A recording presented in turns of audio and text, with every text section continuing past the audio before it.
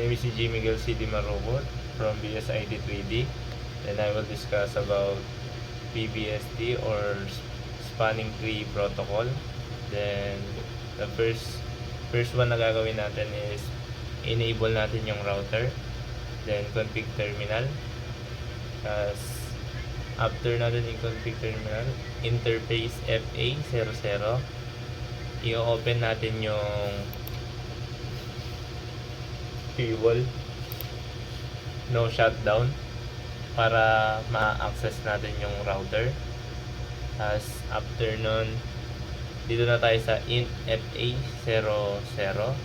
Yung point 10, ito yung gagawin nating VLAN 10. After nun, pupunta na siya sa config sub interface.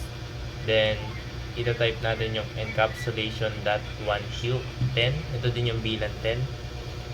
Then after nun, input natin IP address 192.168.10.1, 255.255.255.0. Then exit. Gagawin lang din natin ulit yung FA00.20 kasi sa VLAN 20 naman yung i-connect natin. Turn on, encapsulation natin ulit. That 1Q, yung VLAN 20 naman yung i-connect natin. IP address 192.168.20.1, 255.255.255.0. Exit.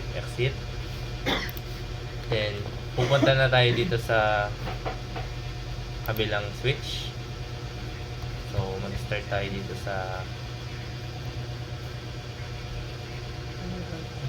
switch ulit, enable, config terminal. Then papangalanan na natin yung VLAN 10 ng sales. Yung VLAN 10, pangalanan natin ng sales. Tapos itong VLAN 20, papangalanan natin ng profit. Then exit. Int FA dun sa 01, which is itong ano na to, itong crossover na table. Then int FA 01, itatrunk natin yan, switch mode trunk.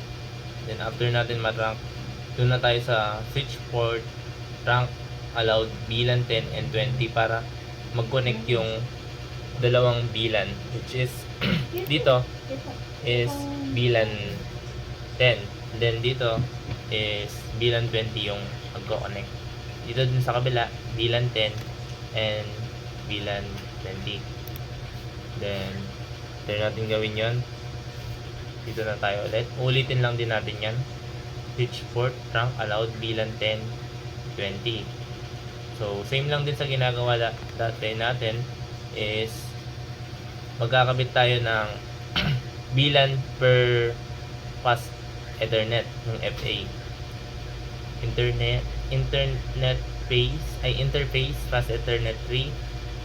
Then switch port mode access. So nakalimutan ko ikabit yung ano dito, yung VLAN. Then proceed tayo sa fast Ethernet 4. Then VLAN 10 sa fast Ethernet 4. Then sa fast Ethernet 5 is VLAN 20. Sa fast Ethernet 6 is VLAN 20. So mali yung pagkakabit ko dito sa fast Ethernet 4 kasi ang dapat na ano niyan, access ng VLAN na yan is 20. So pinalitan natin dito siya sa baba. And okay na. Then dito i-explain natin yung spanning tree mode rapid PBST para ma-connect siya dun sa may spanning tree, which is dun sa mga VLAN. Then spanning tree VLAN 10 priority 8192. Dapat ano yan, dito sa kabila i-explain ko sa inyo is dapat 4096 kasi ang priority niya is yung lowest bridge ID. Then bago yon, dito tayo ulit. After niyang mag-connect, dito naman tayo sa kabila. Pa 5 minutes pa. So, switch port mode, trunk. Ita-trunk natin yung VLAN 10 tsaka 20 sa kabilang switch. Then, switch port trunk allowed, VLAN 10 and 20. Tapos, same lang din sa ginawa natin. Yung FA02 is switch port mode access natin sa VLAN 10. Then, dun sa pass Ethernet 3. VLAN access natin is 10 din. So, nakabit natin sa sa baba na natin kinabit kasi nakalimutan natin. Tapos, dito naman sa switch port mode access ng FA04, dapat VLAN 20 yan. In-input ko na lang siya ulit dito sa baba. Then, after na okay na yon, dito na tayo sa last interface pass Ethernet 5, switch port mode access sa VLAN 20.